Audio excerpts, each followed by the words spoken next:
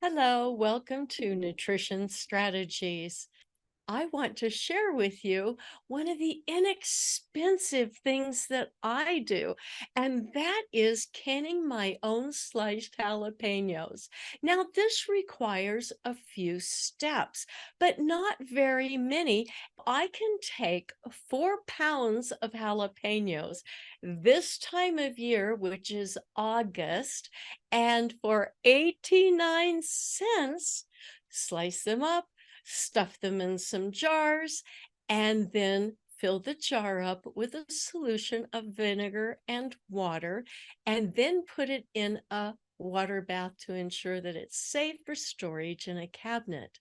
And when I open it up, storage in the refrigerator. Now, I do not put lime in mine, which would make it all crispy and beautiful green.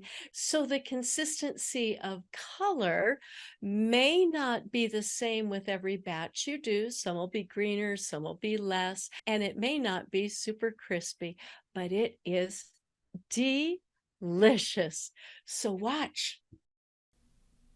After sterilizing, 4 pounds cleaned jalapenos sliced, boil 2 cups water, 6 cup vinegar, stuff sterilized jars with the sliced jalapenos and squish them down.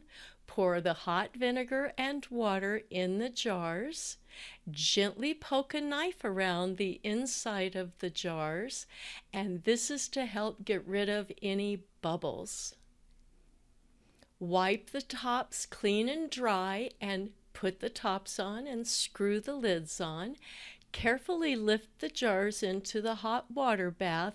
Now my pan's not big enough to set it up, so I do them on the side.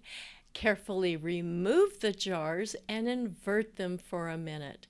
The little bubble on the lid will go flat either immediately or as it cools, and this means it's ready. 3 22-ounce jars and 3 16-ounce jars. Do check out other YouTubes that are more detailed on this.